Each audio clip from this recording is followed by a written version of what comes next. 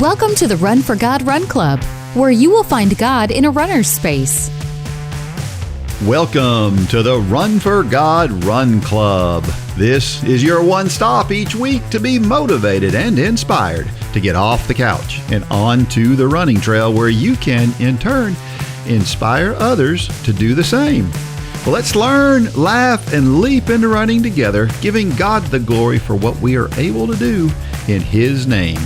Amen. Well, I am your running host, Dean Thompson, coming to you once again from the Upward Sports Studio.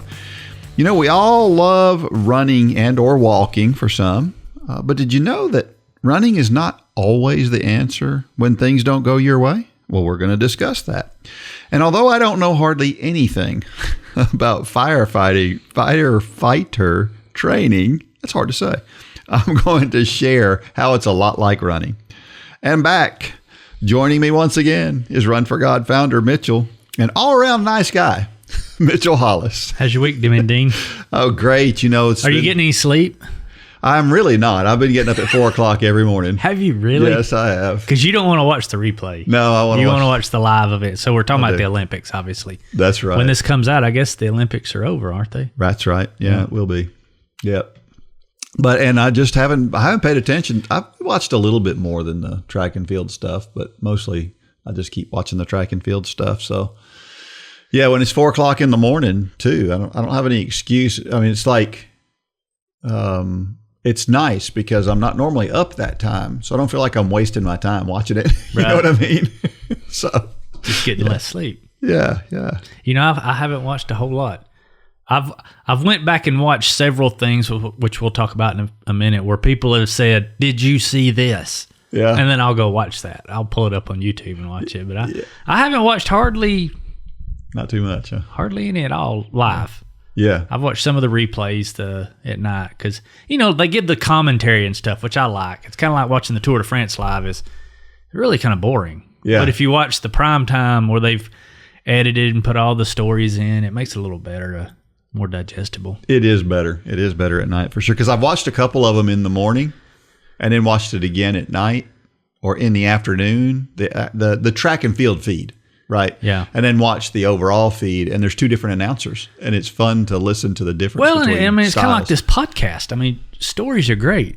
It's nice to know the backstory and the history, and where these people came from. And that's the cool thing about the track and field stuff, though, is that you get those stories there too. Really? So you get those stories from one set of announcers, and then the evening, if you watch it again, then you get a different.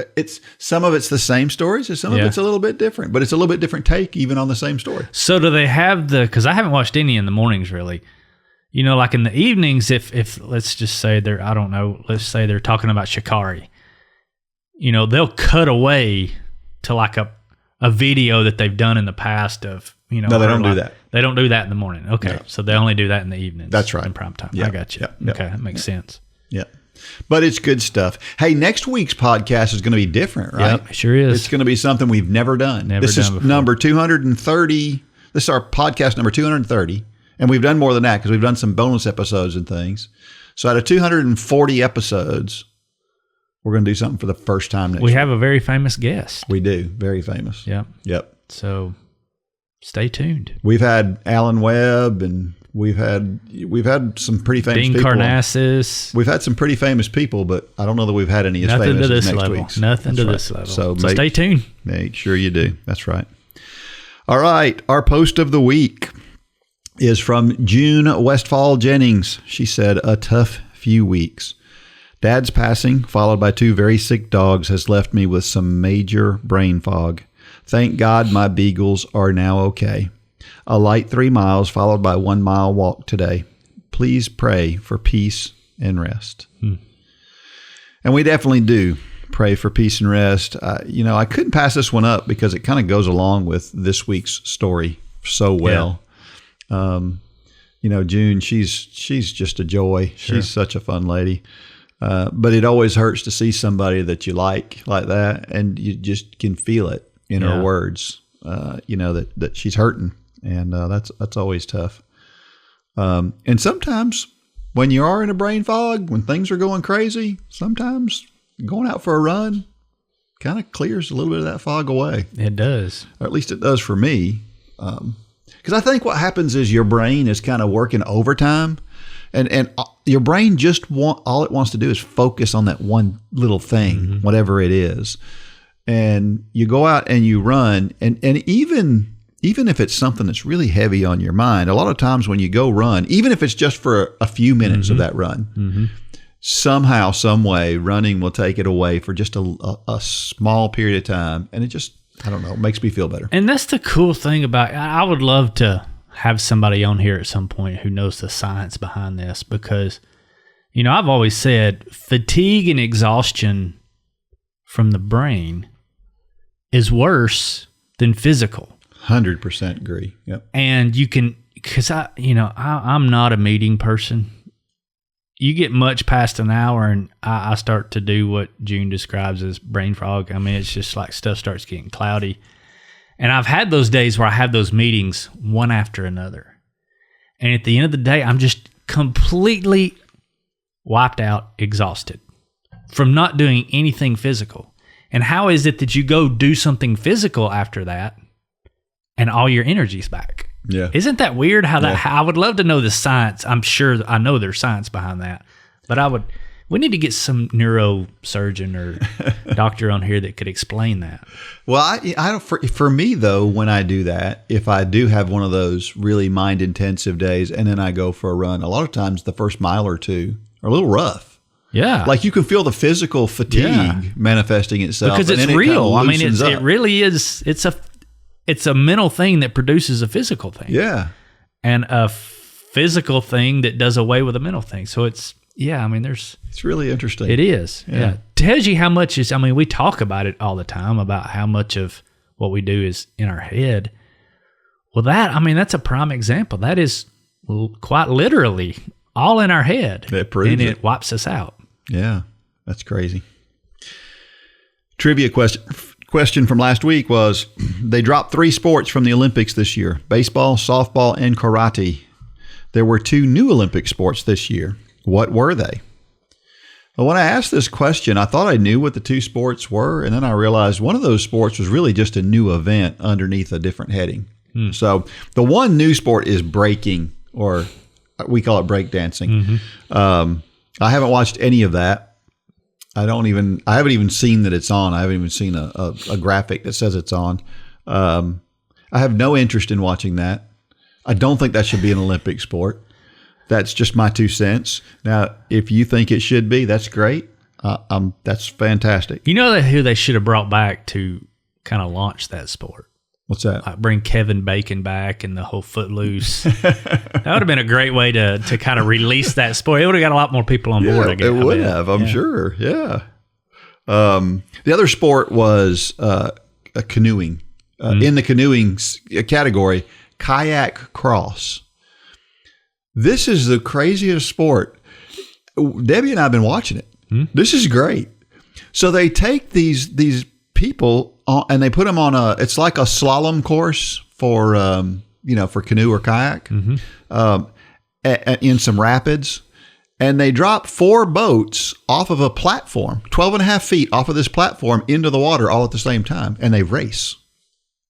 It's great fun. They're banging into each other. I thought why am I thinking years and years ago that used to be an Olympic sport? Not where they dropped them necessarily, but that it was a slalom course in the rapids of a river. Now they do that. They've been doing that for years. Okay. But so what's that called? That's just a single thing where you do it based on time, and they race based on time. In this case, you got all 4 boats in the water at the same time. Oh, so they're racing each other at the same time. Yes. And so it's contact. Yes. Oh, big time contact. Boats are bumping into each other, and they'll come into one of the slalom things, and it's different than on the regular events. What happens is you can't touch the guides that you have to go between, but on this one you can. The guides are like a foam rubber kind of thing, and they can just knock them out of the way. And so you have these people trying to get around one of those standards, and another boat will come in and just wham, just knock them Really? out of the way and get around them. I haven't watched that. It's pretty good. It's pretty good stuff. So anyway, it's fun.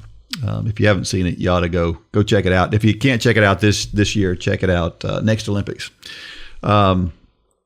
You'd think this would be an easy question to answer. What are the new Olympic sports? Mm-hmm. But I got a lot of stuff that wasn't good when I did that. And so surfing, skateboarding, and climbing were new in the last Olympics, and they're still calling them new in this Olympics. But to me, that was new in the last Olympics, so they're not new in this Olympics. But so anyway, the whole breaking thing it's one of those judge sports, you know.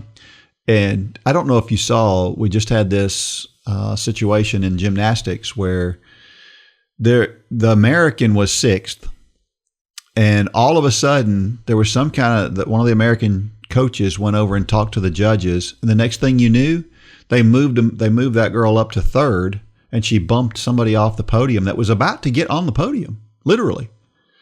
And that's very subjective. That's the problem with judge sports. Yeah. Man, I just love, we know who won the 1,500 meters. There's Right. no question about Sure. it. And even though Josh Kerr and Jared Naguse were an inch apart, we know which one came first. And that's what I like about the... Did you see, I noticed you've got the mixed team relay on here for triathlon. Did you see that the margin of victory in the mixed team relay was the same margin of victory that was in the exact same as the 100 meter? Was it really? Yeah. 0.005 or something like that. It was I saw the same. race. Yeah. Yeah. Yeah. Now, as much as I love triathlon and as much as I love the mixed team relay, I mean, to see Taylor Knibb out there, I mean, she grew up racing. I mean, she was a few years older than Lane, but I watched her growing up racing. The 1,500, I felt proud to be an American after that, because I know Cole Hawker, he's up there in the running, but when that race started, it appeared none of the announcers were talking about him. He was just way back there. And then I heard an interview with Cole Hawker. He said he knew that, is it Jared Naguse? Yes. Jared. Or Yared. Yared.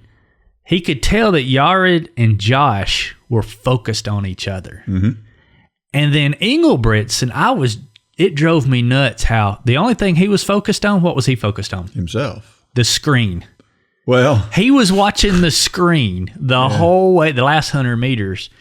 And I love the memes that we've seen on it. This is kind of crude, but you know what I'm talking about when I say this. But I saw one that was a picture of Jakob Ingebrigtsen saying, "You can't beat me." And then Josh Kerr and Jared Naguse are saying, "Yes, we can."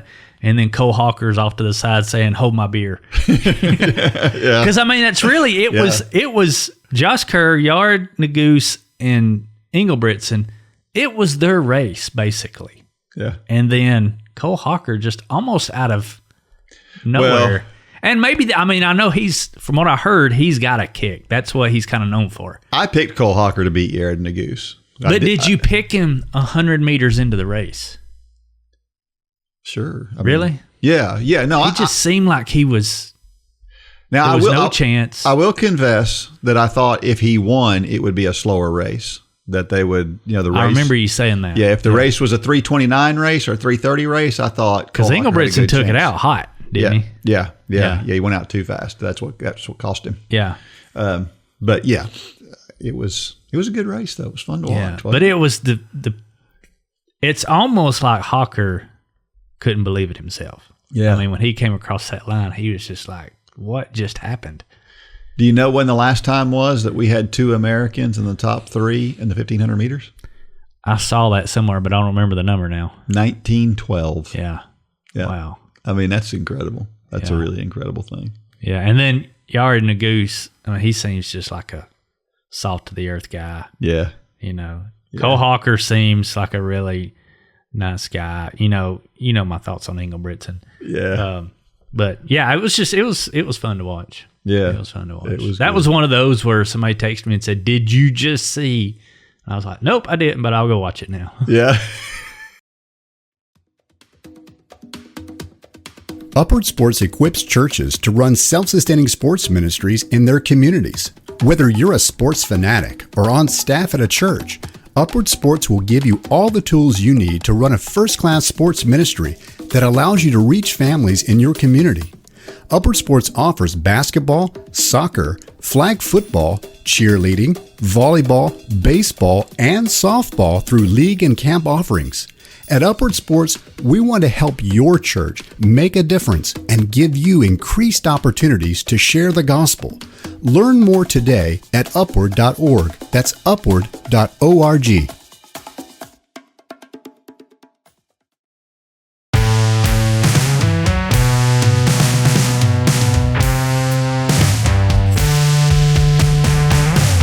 All right, Dean, so we're back. So when this comes out, I'm clear to talk about this right now. But I've got a surprise. I'm going to start this off. This may be the headline of the podcast. You may want to use this as the headline of the podcast. I've been lying to my wife. Mm-hmm. Pretty major. Mm-hmm. So tonight, yesterday was our 25th wedding anniversary. And so back on my 30th birthday, which was 16 years ago, she threw me a surprise birthday party. I've never lived it down. So tonight, as we're recording this, we're going to go to dinner for our anniversary. And then when we come home, we're going to have 50 or so friends and family that are going to be here at the house she's not going to know they're here when we walk through the door. And I'm doing a surprise vow renewal ceremony. And this has been the hardest thing to keep this a secret because I had to start planning like a month ago. Yeah.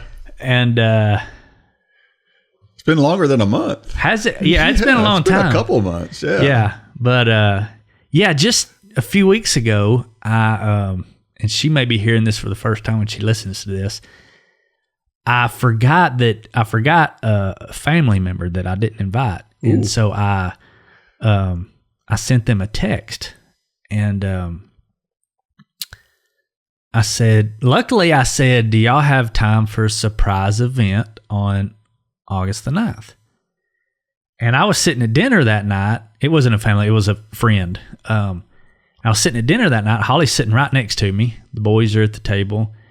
And this person texts me back and said, yes, we'll be here. You've piqued my interest. Well, I picked my phone up.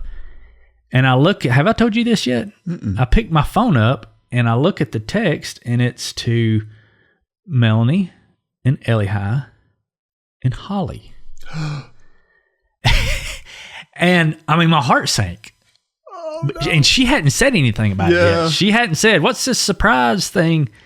So I immediately stood up from the table and I said, I got something to do out in the garage. And I walked out in the garage because I didn't want her to ask me because I was like, I wasn't prepared. Yeah. I didn't have my life figured out at this point. So I go out down in the woods where I knew she couldn't hear me because we were sitting outside for dinner. And I called this lady, Melanie. And I said, we've got to come up with a lie. Because she's about to ask me at any minute tonight, what's this surprise thing on August the 9th? So we come up with this plan, and so Melanie replied. Why I texted to the three of them, I have no idea. Yeah. I have no idea why Holly was included on this text.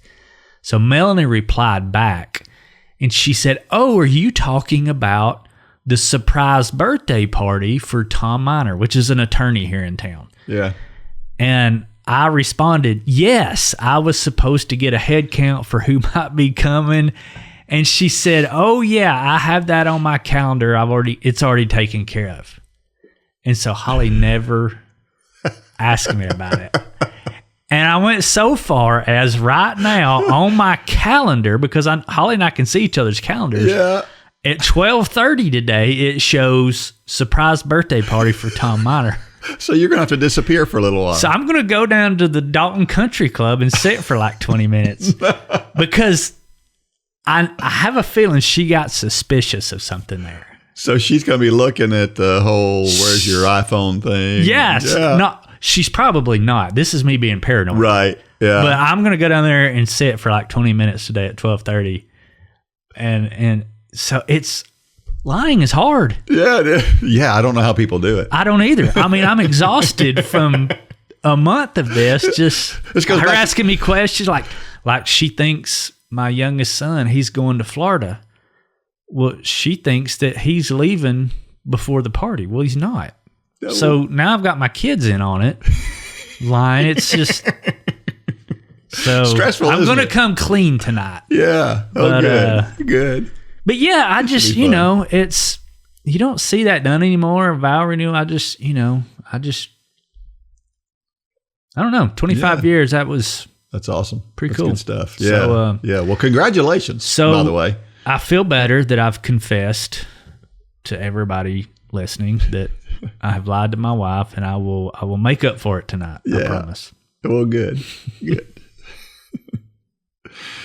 Well, how about a story for this week?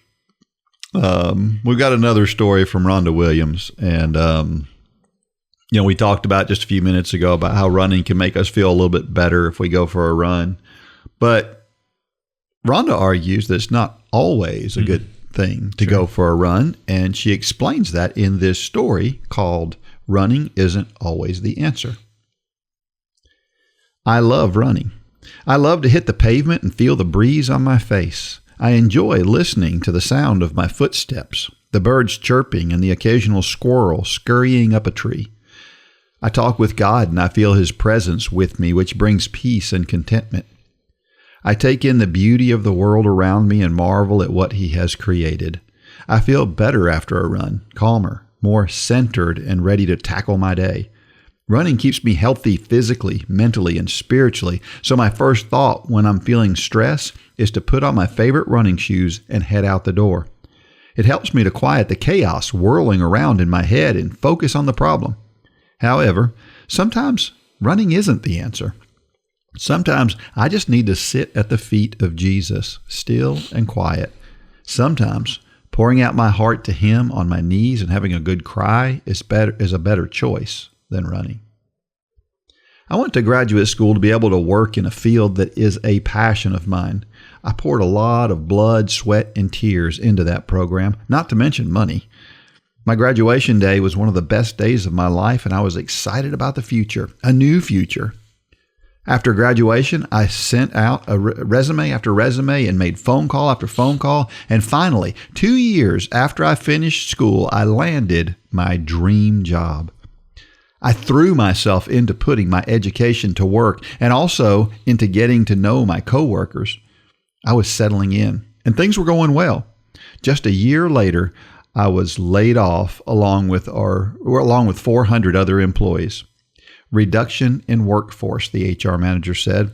I had been RIF'd. At that time, work and energy just to get the rug. All that time, work and energy just to get the rug pulled out under my feet. I was devastated. I remember it was a Thursday, the last day of the first quarter. I should have seen it coming since others had already been laid off. I guess I was just naive. I was in shock the rest of the day, and I went through the stages of grief over the next few weeks.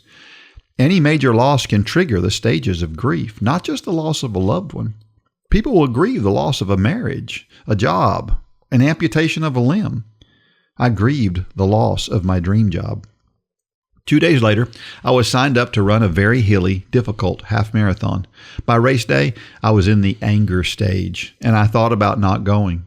However, it was a special year for this race with jackets instead of shirts and lots of celebrating, and I didn't want to miss it. I thought what I needed was just to exert myself physically. A hard run and I'll feel better, I told myself. So I went, and I regret it. The anger caused me to behave in a way that was sinful.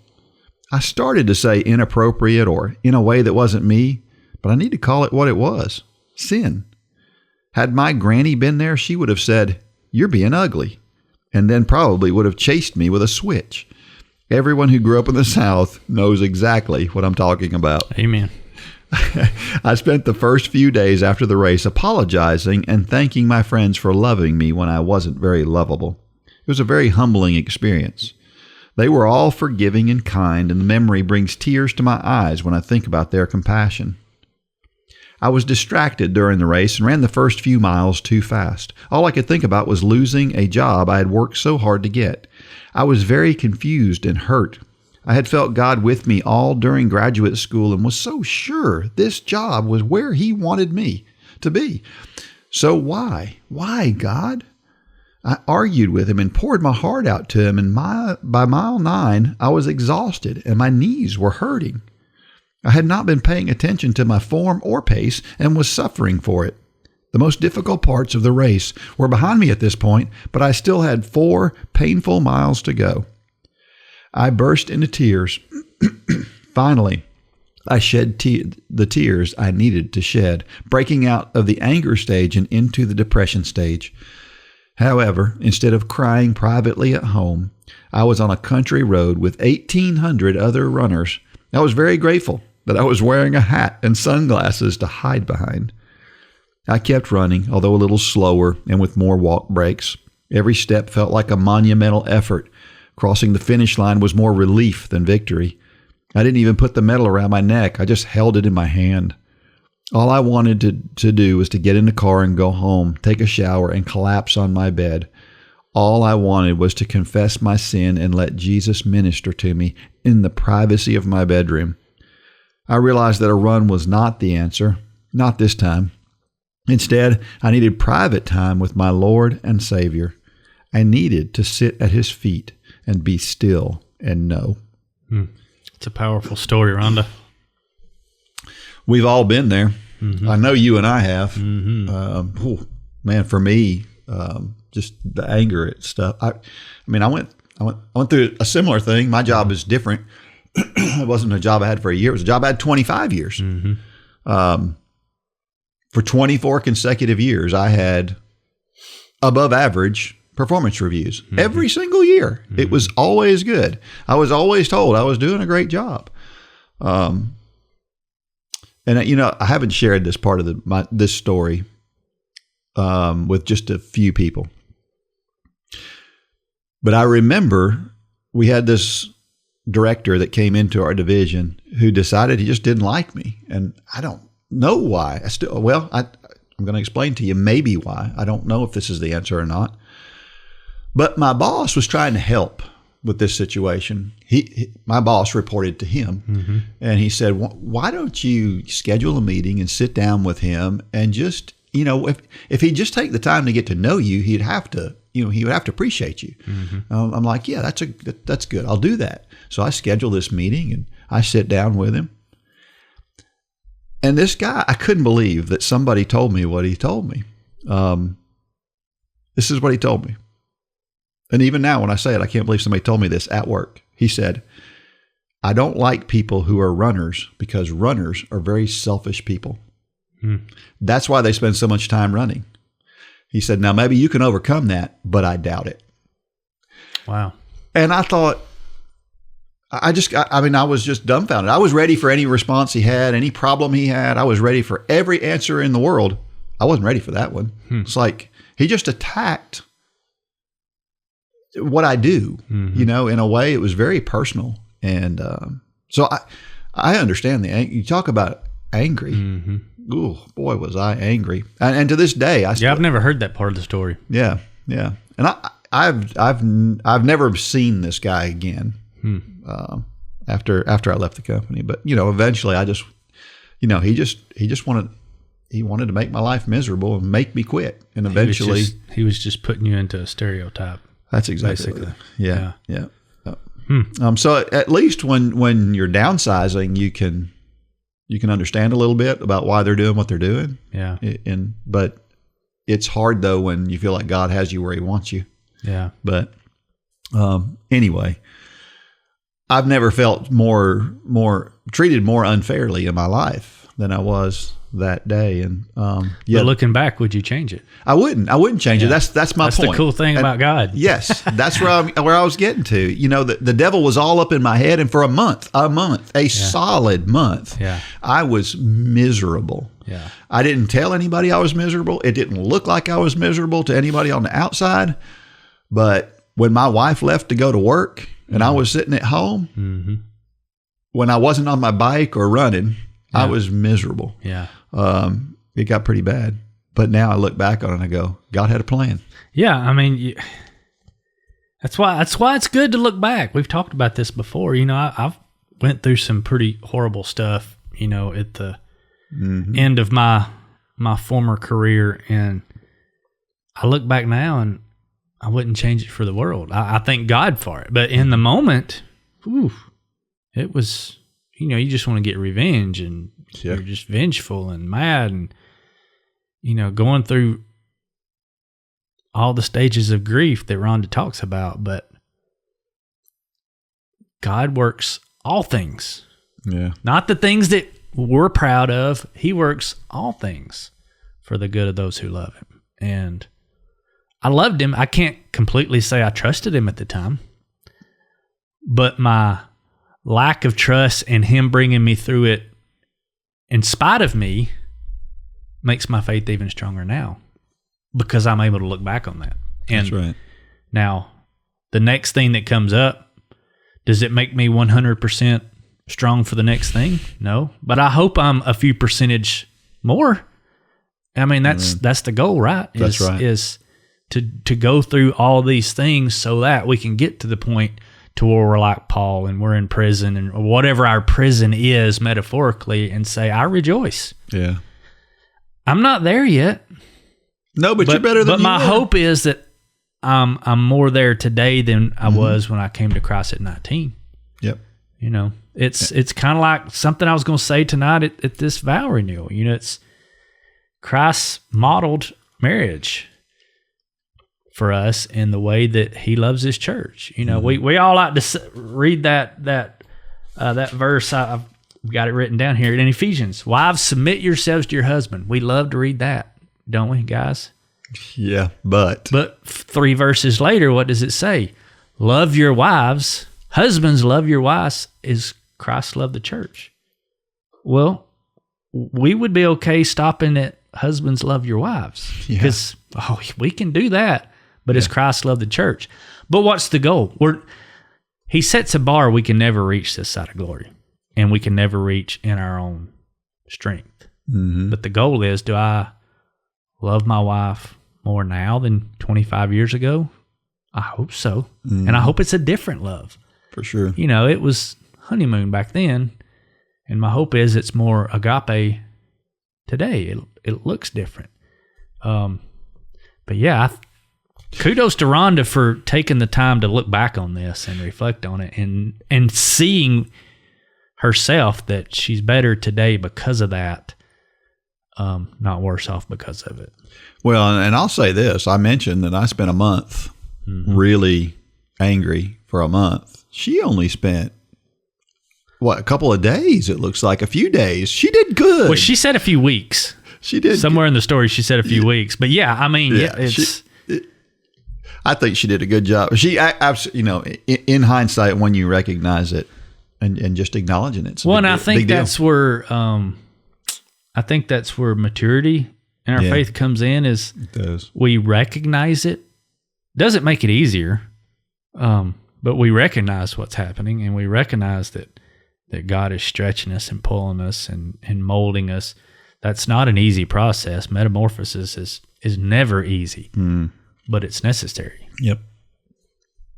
Psalm 46:10, he says, "Be still and know that I am God." Find time to do nothing.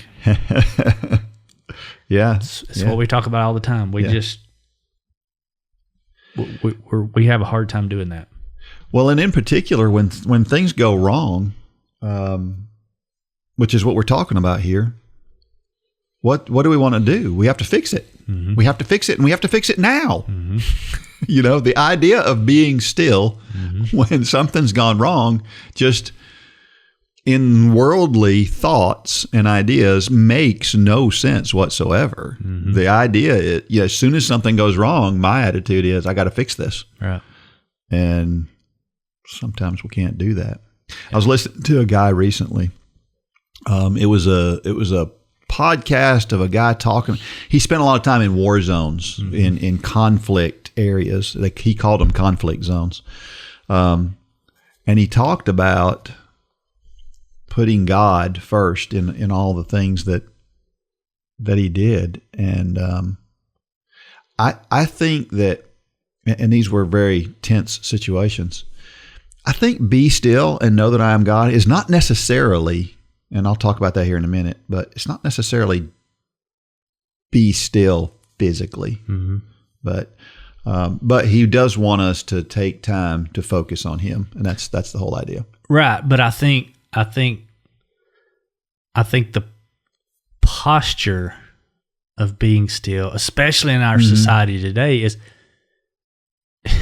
if we're not still, and even when we are still so many times, we've got so many inputs. We've got a phone, we've got earbuds in, we've got, all these things going on around us. And we're forcing God to compete. Yeah. And maybe that's not the right way to say that, but we're allowing other things to compete with God. I shouldn't say we're asking God to compete. We're allowing other things to rise to the level of our time with God. Yeah. And for me, I have to come and sit in this chair, and I have to close my computer, and I have to put these iPods away from me, and I have to put my phone away from me so that I can open this book up and focus on God, because I know these things are my distractions. Yeah. Yeah. So for me, it is physically being still. But for others, like a lot of people pray when they run. I can't do that. I can do it when I walk, like if I'm walking, but running,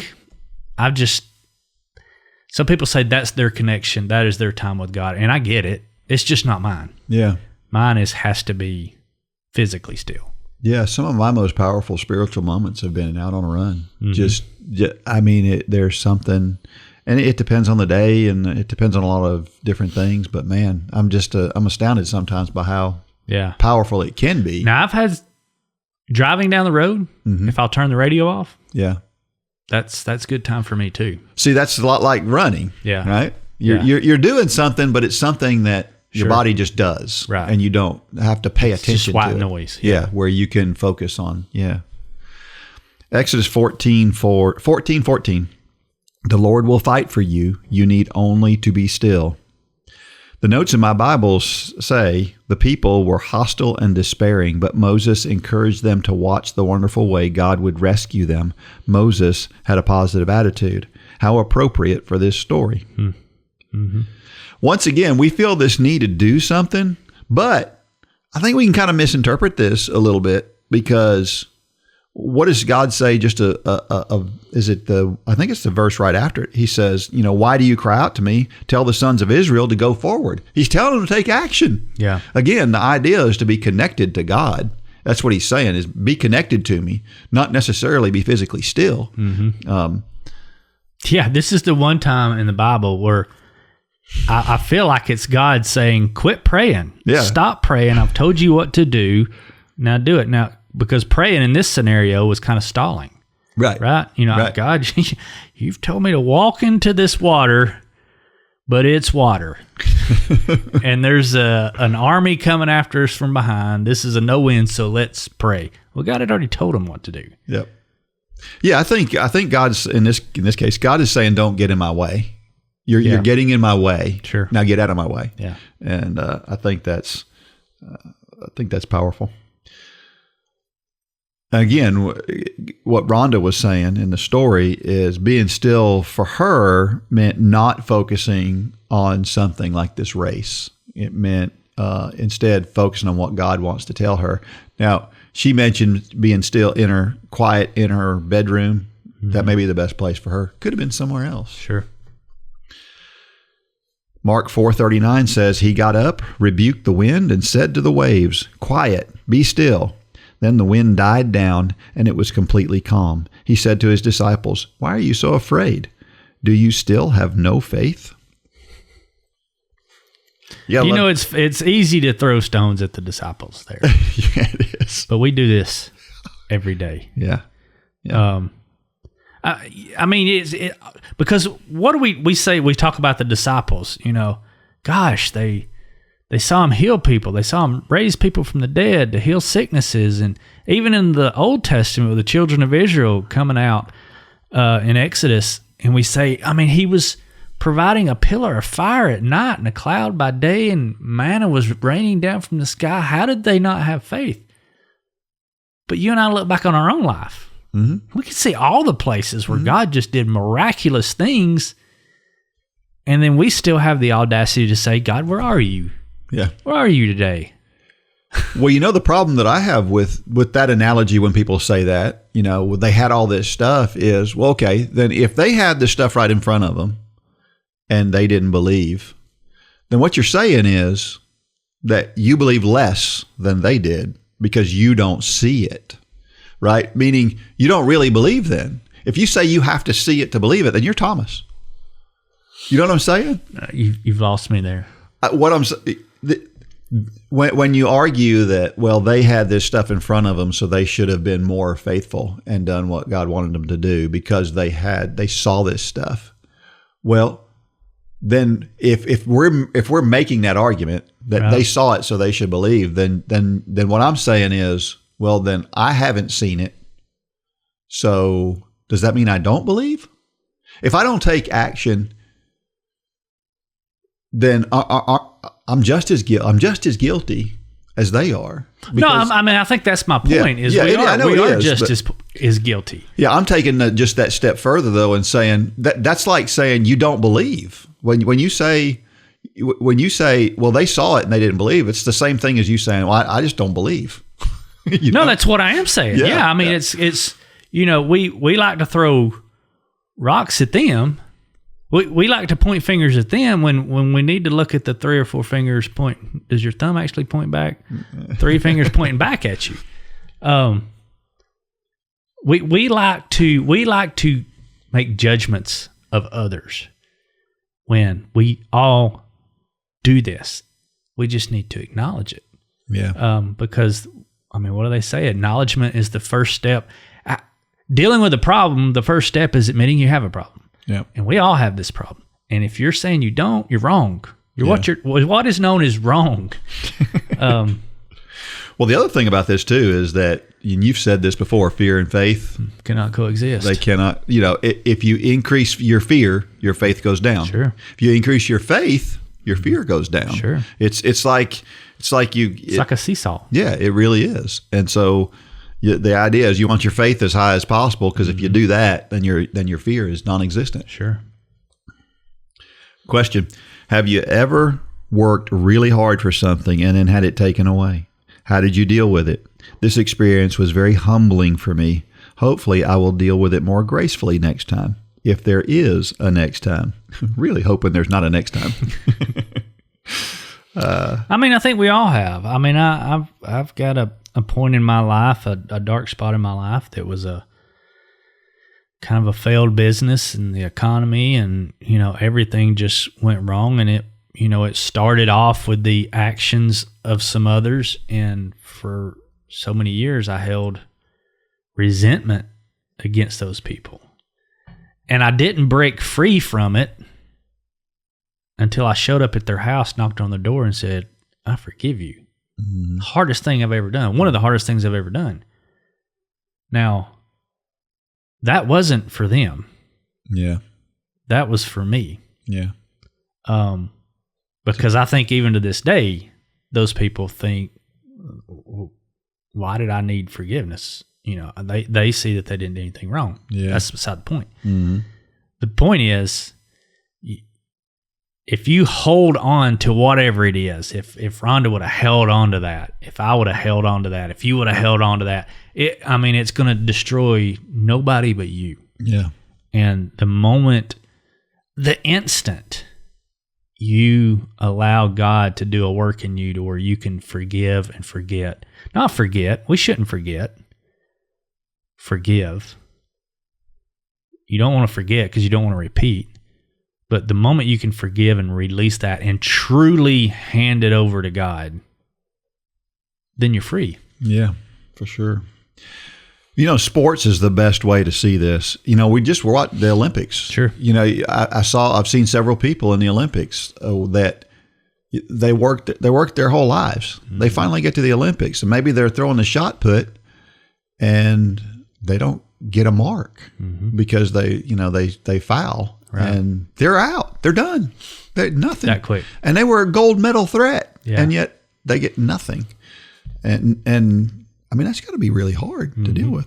I remember that when I was at Dalton State, we had a basketball team that was the number one team in the country. They had worked so hard. I remember those guys were up at 5 a.m. every day practicing. They were in the weight room. They were doing all this work all day long, every day, not to mention all the school and everything that went along with it. And they worked their way to being the best in the country. And they went to the tournament to play the tournament. And then COVID happened, and they sent them home and never played that tournament. Can you imagine the disappointment that those guys had to have, the heartbreak? Oh, my goodness. And this can happen with anything, right? But I can't help but think about the book of James, with all of this, is trying to get to that point, being like Paul and rejoicing no matter what the situation is, because no matter how bad things are, we still have God. And that's really all we need. Sure. Right? Took me a month to see that 25 years worth of work, it wasn't gone. It wasn't that it didn't mean anything. It prepared you. Yeah, that's right. Have you ever gone through the 5 stages of grief? Denial, anger, bargaining, depression, and acceptance. Which stage was the most difficult for you? I obviously struggled during the anger stage, although the depression stage lasted a lot longer. I just had this discussion with somebody, not about the 5 stages, but about how I handle situations. And there's times that I feel guilty about the way that I handle situations. So, an example, when my mother died,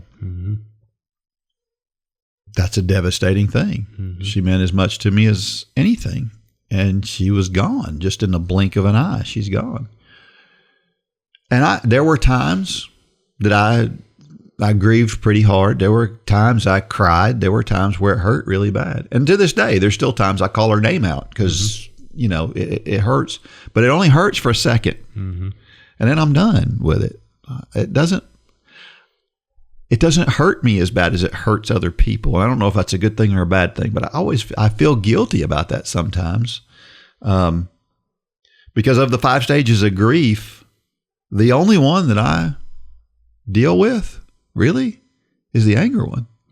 I don't have a denial issue ever. Matter of fact, I'd probably do better sometimes if I did at least a little bit of that. Bargaining is not, I guess a little bit of that maybe. Depression, I'm over it, and acceptance. Yeah. Once it's done and gone, once everything's decided, there's nothing I can do about it. Yeah. So it's just the anger part. That's the only part that I have issues with. See, I think mine is bargaining, and I go quickly to acceptance. I think that's maybe one of the places that hopefully I've matured through the years is I don't know that I've ever really done all the 5 stages, but if something happens to me, my first posture is, how do I get out of this? Or how do I make good out of this? And it's the whole bargaining side of, and then, that's lasting less and less nowadays because I've learned to accept quicker and move on. But yeah, I would get hung up on things, in my past. And I'm not saying I don't now, but it's a lot less. But something would happen that would trigger these 5 stages of grief. I would go to the bargaining and I would be, how do I get out of this? How do I make it better? How? Yeah. And then I finally get to the point of saying, okay, I'm over it. So, yeah, I don't know that everybody goes.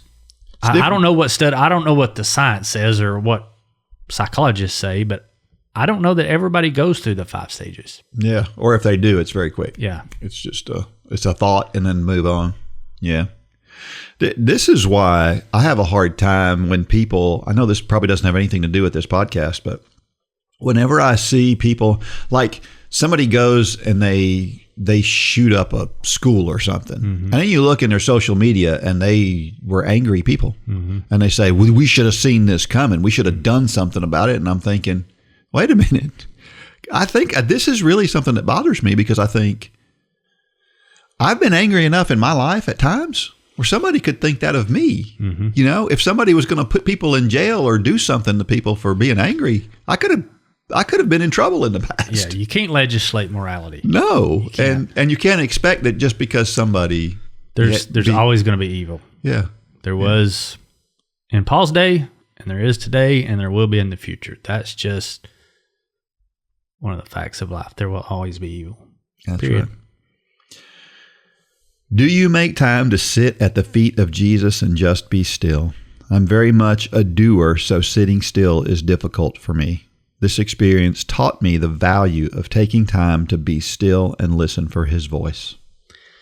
You know, I think I've talked about on here before that when I was going through, you know, everything with my prior career, I physically, again, this is how I have to do it, but I physically would go to my church in the middle of the day and sit in the sanctuary in the dark, literally at the foot of the cross that's hanging on the back wall of our church. I physically have to do that from time to time, especially when I'm getting overwhelmed and it's I feel like I'm heading into needing those 5 stages of grief. I physically have to make myself do that. Yeah. Some people don't. Some people can do it in their bed, like Rhonda was talking about. And I think everybody's different. I think the important thing is that you figure out what it is. What posture do you have to take to put yourself at the foot of the cross? For me, it's literal. Yeah. Yeah. It's physical. I'm sorry. It's physical. Yeah. I've done the same thing. It's for some reason it seems to depend on the subject matter. There are some things where it just doesn't feel like it's enough. Maybe it depends on how much it's digging into you, you know, how deep it hurts as to what you do about it. But yeah. Sometimes just going for a run. Sometimes my thoughts on a run is enough to really help me with a situation. Yeah, I mean, it's kind of like, how do you get that thorn out of the flesh that you got when you were picking blackberries last summer? Sometimes it's reaching in with a pair of tweezers, and sometimes it's surgery. You know, depends on how deep it is. Yeah. So I think that's your point. Yep. Upward Sports Run for God Run Club is the best way to stay motivated for your fitness journey and your faith journey. You get these weekly podcasts, but there is so much more. We have proven training plans available for you, whether you're just at the beginning of your fitness quest or you've been running for 20 years. We have something for everyone, and it doesn't matter where you are with God either. We have something for you there, too. If you're not a member, join today at runforgod.com. It is the best value you will find.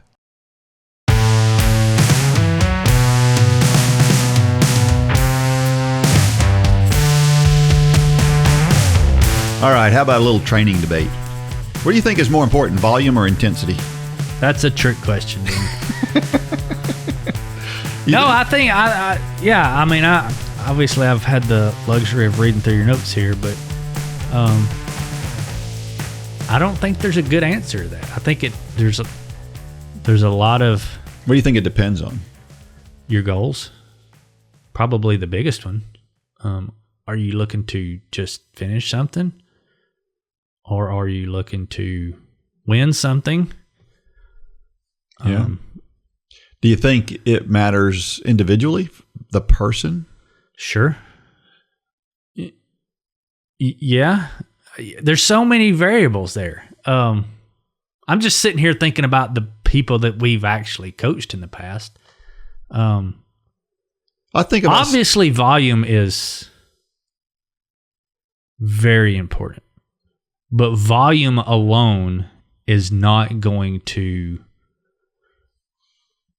put you winning the Olympic marathon.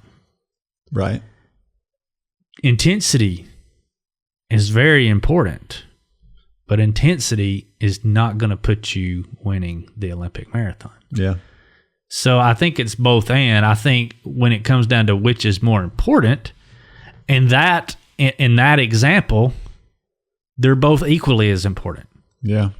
But if you're wanting to win that your next regional 5K, and it's going to take 17 minutes to win it. Let's just use that as an example. I think intensity is more important. But if you're wanting to complete your very first marathon, then volume's more important. Yeah. So I know that's not just one answer, because I don't think there is one answer. Yeah, I think you're right, but I think there's another variable too. Okay. And I think it depends on the person. Like, Sure. I think there are people who could go out there and just run an easy run every day and be close to their best without a lot of intensity. You think so? I do. I know so, because I'm one of them. I don't need to do a whole lot of intense stuff. I don't do a lot of intense stuff. But as long as I get some miles in, I'll usually do pretty well. But so let me challenge that. When Okay. when Lane paced you at that 5K, what was it? You ran 16 something. Mm-hmm. I'm going to step out on a limb and say you couldn't have done that without any intensity. You had to have intensity. Nope. You had to. Nope. I can go back and look at my logs and see. You did no track work, no tempo work. All you did was base miles, volume. I would say so. There could have been a tempo run or two, but that's at the most. I'm telling you, I can do back in 2013, probably my best post 40 running year. And that year, the only workout I did was tempo runs. And I did 5 or 6, 7 tempo runs that year. That's all the hard work I did that entire year. Other than races, I raced a lot. Mm-hmm. But a race is like a workout. Sure. A race is a workout. Yeah. So again, I think there's some people, Kaylee Bandy, you remember her? It didn't seem to matter what you did with her. Mm-hmm. Whether she ran hard, didn't matter. She still raced the same, no matter what you did with her. But the argument with her is she could have been way better than she was. Maybe. Had she done maybe. So the you're workouts saying, as we prescribed her. So you're saying I could have been way better. Yeah. Yeah. Yeah. I mean, you had a ticket to the World Finals triathlon. You said, nope, I'm done. It's complicated. It is. It's I don't think if you ever hear anybody out there say if they make absolute statements about this, they're wrong. Yep.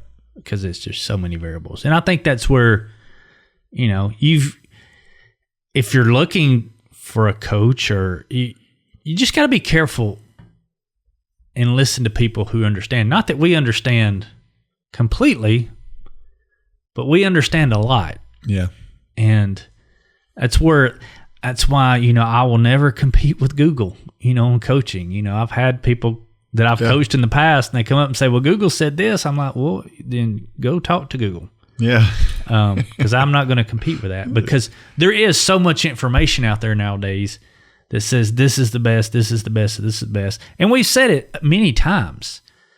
There's 100 different ways to reach the goal you've got, whatever that goal is, whether it's running a 17-minute 5K or it's running your very first marathon. There are at minimum 100 ways to get there. Yeah. The most important thing that you're going to have to do to hit your goal is to pick one and stick with the plan. Yeah. It really is that simple in a lot I of agree with that. instances. But yeah, it's complicated. Not much debate here for me. Well, it's time for Dean's Thoughts. That's a time when I share something I've written about the intersection between running and faith. Well, I've never been through firefighter training, but I heard somebody talking about it, and it made me think about this. This is called training like a firefighter. When a new firefighter is trained, they begin in the classroom. They spend weeks learning the basics of firefighting, from the organization of a firefighting unit to actually putting the fire out. As is the case with most things we don't understand, it is far more complicated than we know. But after those initial weeks of learning how to minimize the damage a fire can do, as well as keeping safe while doing it, there comes a time to face the fire. They will set up a controlled burn, and the trainee must enter the structure and literally feel the fire's heat for the first time. Once there, it becomes uncomfortable very quickly. Being in a burning building is not natural. At this point, the trainee realizes that talking about it is much different than doing it. There is a palpable fear. But you know you cannot become a firefighter without facing the fire. The first time is tough, but it gets better with each training session. Eventually, it feels natural to be in a place where there is fire, and boom, you're a firefighter. We can find many parallels between running and firefighting training. First, many people sign up for a Couch to 5K plan because it sounds good. Then they go out to run that first time and find out it's a little harder than they thought. Or maybe they knew it would be hard, but it is much different when you have to put action to the desire. The more those people get out and work towards the 5K finish line, though, the easier it becomes. It's a little like facing that fire for the first time. Second, it becomes apparent early that as important as it is to understand how to run, there is no substitute for doing it. For someone who has never faced what it feels like to run for more than a mile, it is impossible to describe in a classroom setting. You have to feel it in order to have a frame of reference or even to discuss it. Once you do it, you can feel the benefits from it. We can talk about how running and or walking can make you healthier, but once you do it, you can feel it. Finally, you find the value in running increases with your accumulated knowledge and experiences. The more you know and experience in firefighting, the better firefighter you become. There are many different types of structures and materials to learn about. There are different strategies for fighting a fire depending on the situation. Learning how to use all of your equipment is important. There's a lot to learn. But the more a firefighter learns, the better a firefighter they become. The same thing applies to our fitness journey. The more we understand about our body, how to fuel it properly, the importance of rest, and all the different types of training, and how it all comes together to improve our fitness, the better runner we can be. But more importantly, the more we can enjoy what we do. Facing a real fire as a firefighter is scary, but it is also exhilarating. Most firefighters do not like having to fight a fire, but they live for it anyway. We can say the same thing about running. It's scary to embark on the training to run a marathon.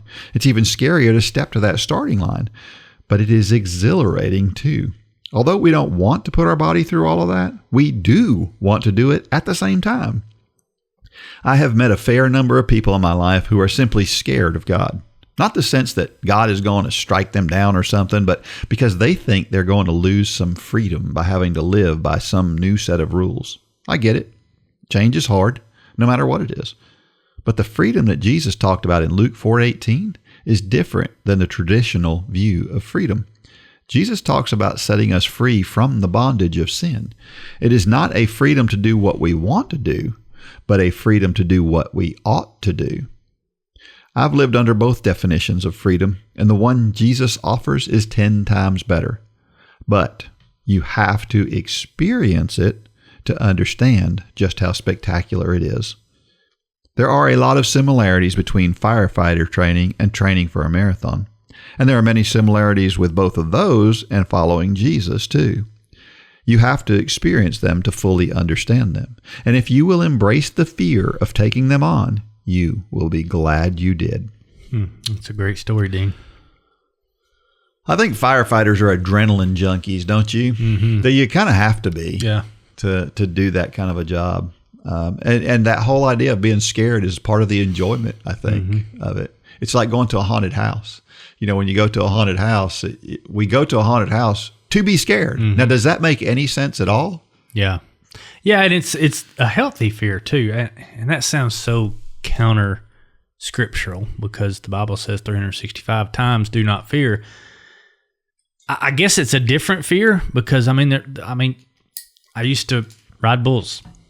Same thing, yeah. And they used to say that the minute you become not fearful of doing that, you better quit. And I would say they say the same thing to firefighters. Yeah. That the moment you become numb to going into a burning building, you need to hang it up, because that's about the time you're going to do something dumb or wrong or be overconfident, because a healthy level of fear on some things is just a respect. I respected what those bulls could do. And there was, and so maybe it's not really fear. It's more of a respect, but it is fear. It is. Yeah. But yeah, I mean, if I don't want an overly confident and cocky firefighter, coming to put out my burning house, for his sake, not necessarily for my burning house, but for his sake, because that's when you get overconfidence, when you just start to go off the rails. But that fear, as a bull rider, the fear doesn't go away, but it gets different, doesn't it? The more you do it. The first time you do it is terrifying, I'm sure. But doesn't it get... For me, it never did. Did it never change? I mean, you learn to deal with it. But when... That's when they're pulling on that bull rope and you're physically tying your hand to a 2,000-pound tornado, I don't know many guys that ever get excited about it in that moment. They may say they do, but it's terrifying. Yeah. Maybe there have been. That's what I'm saying is, if you ever get to the point where that fear is not there, you need to get out of the sport. Yeah, because you're going to get hurt. Yeah. That's interesting. And that fear is good when we step to the starting line of a marathon too. A little different. It's a whole different kind of fear. You're not worried about necessarily getting hurt, but you're worried about, well, what's coming. But what it produces is the same. Yeah. I mean, the adrenaline, dopamine, all those shots to the brain, I think that was the same. Not necessarily on the starting line, but approaching the finish line. Yeah. That what is the feeling you get? You kind of euphoric. Yeah. I think that's the same. Yeah. The adrenaline rush is. Yeah. You hear the term runner's high. Well, you get the same thing when they're tying you to the back of a bull. Yeah. Or running into a burning building. It's that it can be addictive. Yeah. For sure. Yeah. That's interesting. Very interesting. The one thing about knowledge and understanding, this is one of the things that bothers me today about the world today, is we don't seem to be concerned about knowledge anymore. We want to Google something, see how to do it, and then go do it and be done with it, and that's it. The kids on cross country teams, I remember back when I was running in high school, for example, when the Olympics were on, that's what we talked about. When we went to practice, we were talking about what happened in yesterday's events, because that's what we were into. These kids today, they don't know who Galen Rupp is. Yeah. And yeah. I mean, they don't, and they don't want to know. They don't have any interest in understanding the sport better, and that bothers me a little bit. I wish we'd do better with that. I don't know how you do that, but I think it's because today, this is why I think it is. Back then, you didn't have near as much stimulus as you do today. We didn't have phones to worry about. We didn't have video games back then. So we live in this headline society now, where, I mean, I'm guilty, right? When I want to see what the news is, what do? I skim through some news aggregator and I see the headlines and I read the headlines. If one catches my eye, I might dig into it. But even then, I probably only read 2 or 3 paragraphs most of the time, right? We just don't get into anything to get a deep enough knowledge for things these days. I'm funny, and I just did this last night. It's funny you bringing this up, but, talking about kids these days, they just want a quick answer. And I'm notorious for not giving that, especially to my kids. We've talked about the story with Landon when he was 10, and I brought a garage door opener, and I laid it on the floor, and I said, put this up. No other instruction than that. Just you and Jack. And they could do it at the time, but they installed a new garage door opener. Well, just last night, Lane is going to start doing some mowing down the road here. This fall, his internship is done, and he's wanting to do some things while he's in school. And he was talking about changing the blades in the lawnmower. And he starts asking me. And when kids ask you these days, it's asking to get to the point where you'll do it for them, right? Yeah. Yeah. And I could see the angle, and he was asking me, so how do you change the lawnmower blades? And I could see that it was, you need to change the lawnmower blades. And I said, figure it out. And he was like dumbfounded, like, seriously? I said, yeah, figure it out. Yeah. Just go get them changed. And because I convinced every young man needs to know how to change lawnmower blades, don't you? I totally agree. Change a tire, all that. Totally agree. And I'm not one of those that would just go do it. Now, I probably do that to a fault, looking back on my kids' childhoods. Yeah, I don't give them I say figure it out. But your kids probably like to try to figure stuff out too, because that's Landon the way you does. are. Lane hates it. Yeah, well, you probably yeah. Landon would have never asked how to change the lawnmower blades. Yeah, he would have just figured it out and done it. Yeah. Lane's like, is there a YouTube video, or can you just do that for me? Or nope. Yeah, Landon will definitely cut his own grass when he is older, and Lane will probably pay somebody to cut his. Yeah, yeah. At Upward Sports and Run for God, we're all about helping you on your fitness journey. But we also want to support you on your faith journey as well. Sign up today for the self-paced Bible in a Year Challenge and listen every day as I read through the entire Bible in 365 episodes. As a bonus, I also give you running and walking tips of the day and finish with a different encouraging quote in each episode. You must be a Run Club member to participate in this exciting and edifying challenge. Sign up and start listening today.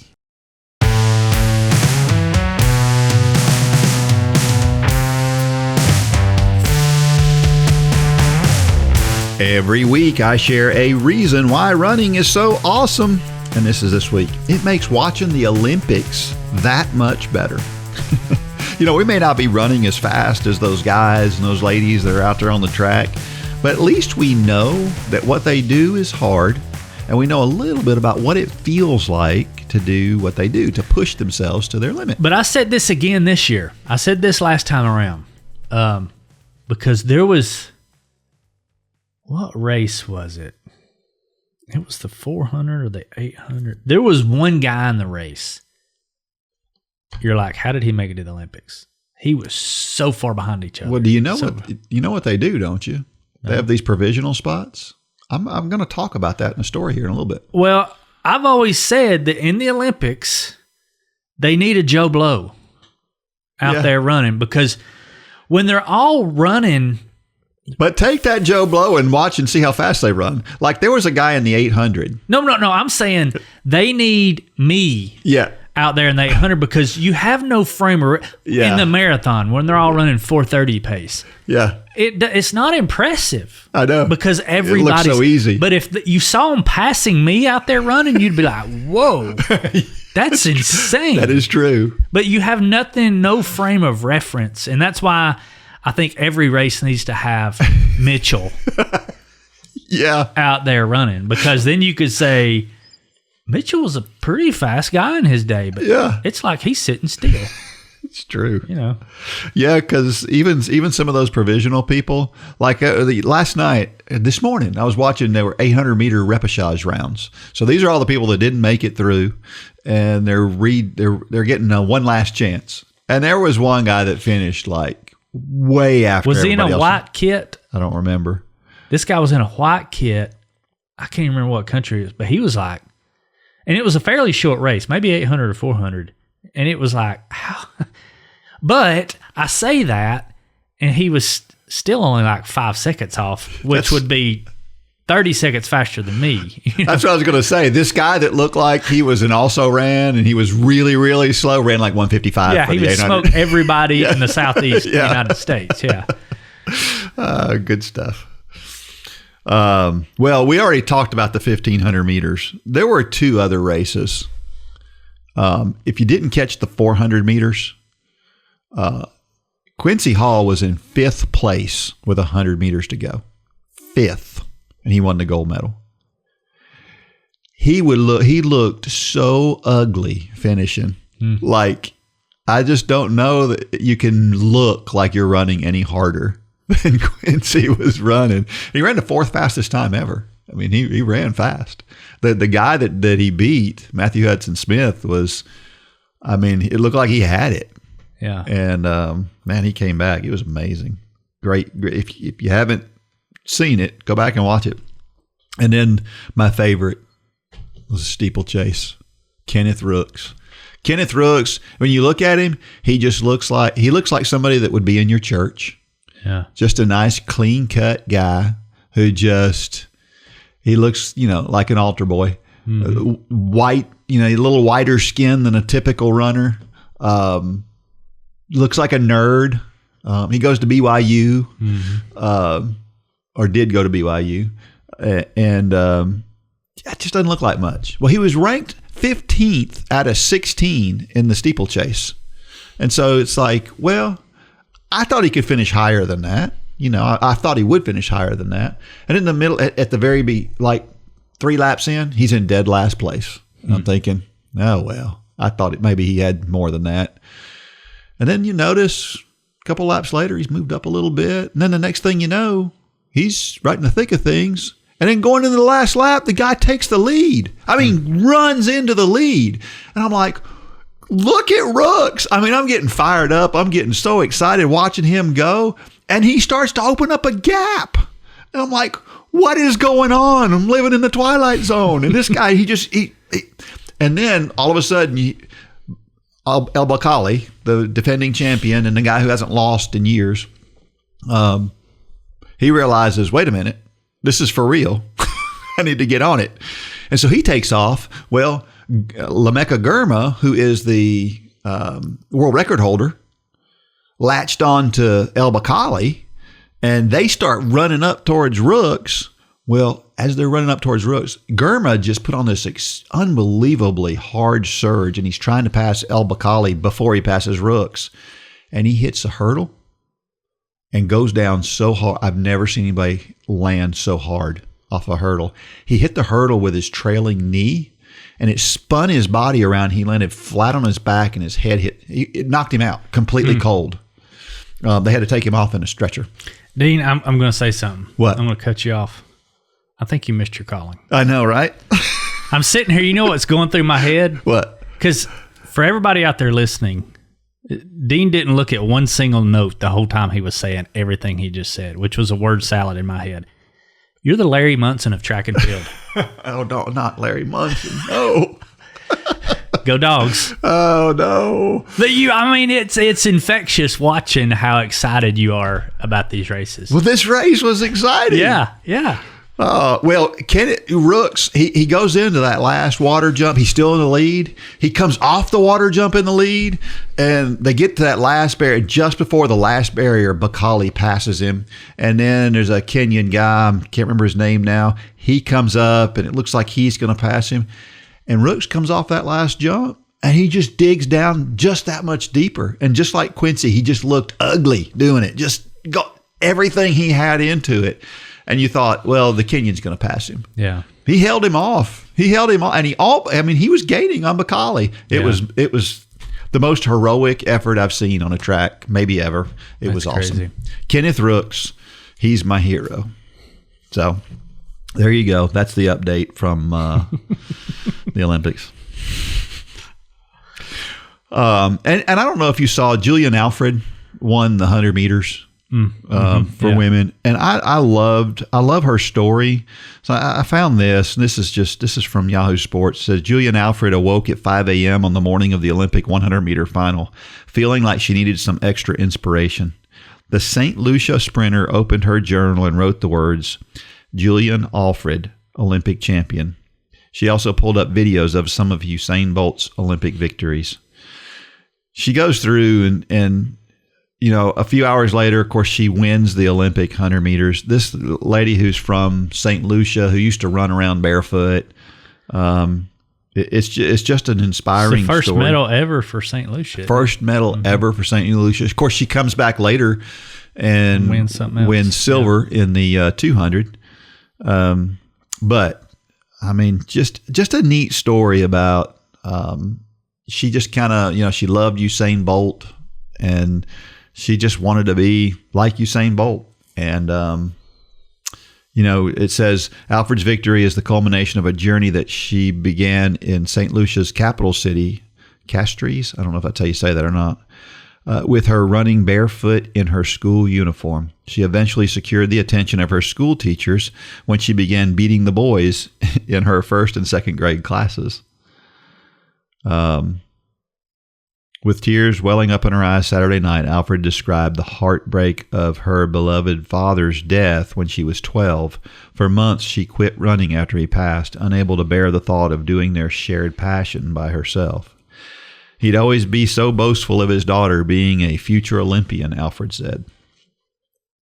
Of course, eventually she got back to it. She goes to the University of Texas. She wins 2 NCAA titles. She didn't medal in the world championships, and she thought, oh, man, this is, it's over. I'm not as good as I thought I was. I really don't have any hope. And she gets this coach who just kind of breathes life back into her and makes her believe in herself again. Now she's Olympic champion. So really, really cool story. You want to hear a crazy coincidence? What's that? So we just did Rhonda's story, right? So I just got an email from Rhonda, like literally as we're sitting here. And she's already emailed us once about the crowns that we talked about. Yep. Was that a couple weeks ago? Mm-hmm. And she just emailed again talking about the 5 crowns. She thinks it's hilarious that I've never heard of Dire Straits. This is the second time she said that. Most people haven't heard of Dire Straits. That's not true. Not true. Money for Nothing. Everybody's heard the song Money for Nothing. But she says, I'm still thinking about the 5 crowns. I hope this is okay that I read this. I'm sure it is.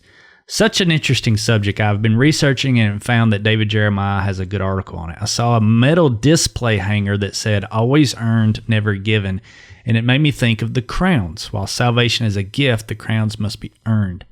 I guess we could use the 5 crowns as an outline for how to live a Christian life. Earning a crown can be viewed as the same as earning a PR or placing in your age group. It doesn't happen without planning, dedication, and hard work. The reward of a crown sounds better to me than a race medal. So that's pretty cool. Yeah.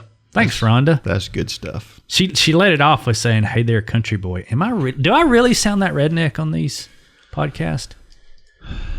Well, this last story. No, not that bad. Not that bad. You can tell where you're from, though. You can tell where you're from. Yeah.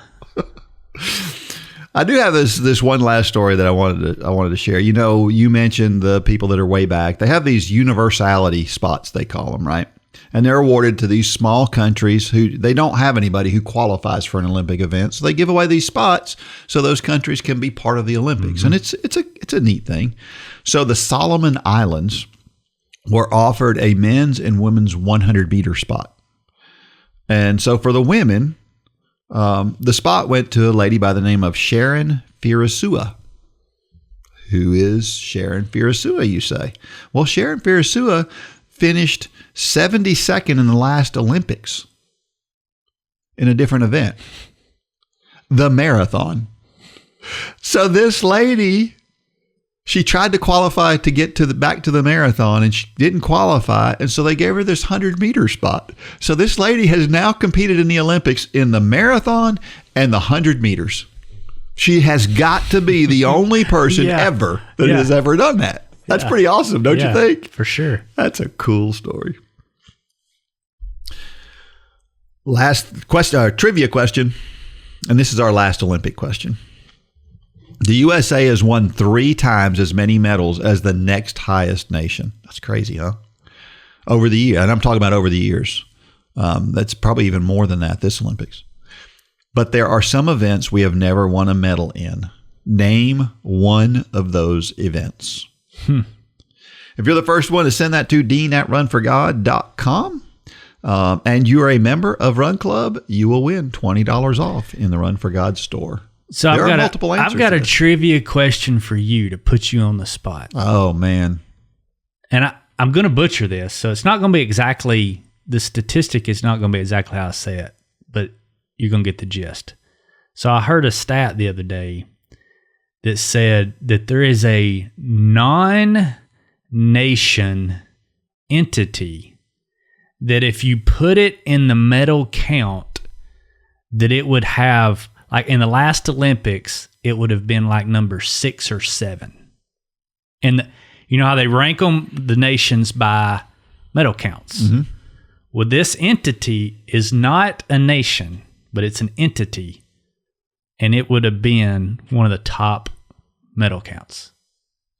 What is that non-nation entity? Well, they've got that refugee team. You're not talking about the refugee team. Nope. Okay. Nope. Dun, dun, dun, dun, dun, dun, dun, dun, dun. It's the University of Georgia. Oh. Go Dogs. Yeah. But I don't. Yeah. It's in the top 10. If you would have took the University of Georgia, graduates from the University of Georgia, and put them as a nation, they would have been in the top 10 in the last Olympics. That's crazy, isn't it? No, it's pretty good. Yeah. Well, there's other colleges too that have a bunch. Really? Too. Oh yeah, Stanford usually has a bunch. Well, they said the Olympics before that. I think it was the University of Florida. Okay. Yeah, Florida. Yeah. But are you talking about just track and field, or are you talking just about all medal Olympics? counts? All medal counts. Yeah. So because of swimming, I mean, they do have some track. They've got good swimmers, good runners. Yeah. So, a little bit of everything. Yeah. I just thought that was a really cool. That is a cool. I never thought stat. about that. So that's a cool stat. Yeah. All right, you get that for free. Free 90 free. Our motivational thought of the week is this: working hard for something we don't care about is called stress. Working hard for something we love is called passion. That's a very good quote. Yeah, that comes from Simon Sinek, an author and a speaker. He's the one that wrote that book. Right there. Yeah, Infinite that's right. Game. Yeah, that's right. Yeah, yeah. And I think about that from a running perspective, obviously, but from a spiritual perspective too. Mm-hmm. You think about the more that it's amazing how much better things are when you just have that really close relationship with God. Mm-hmm. Makes all the difference. All right. Well, if you're listening to this podcast, you know that we have this podcast available in video form on YouTube, right? And if you normally watch it on YouTube, know that it is available as a podcast as well, and you can do either one. The videos, if you're not a Run Club member, those videos are only available weeks later. Mm-hmm. If you're a Run Club member, you get them right away. So you've heard us talking about the church model is coming back this January. We're saying this on every podcast, but I have started to reach out and talk to people who have already expressed interest in teaching a class this January. We've put a goal of 100. Mm-hmm. And if that's you, I want to talk to you. So shoot an email to customerservice@runforgod.com and said, hey, Mitchell said on the podcast, if I want to teach a class, he wants to talk to me. And I will reach out to you. I'm setting up Zoom calls, and I want to talk to everybody individually or in some small groups about what we've got coming up this January. So if you are interested in that, shoot an email to customerservice@runforgod.com. Holly or Gay will get that to me, and I'll set up a meeting, and we'll talk about what's coming this fall, and more importantly, what's going to happen first week in January. I dare you to do it. Until next week, may God bless every step of every run and or walk. Go out there and shine your light. Good job, Dean.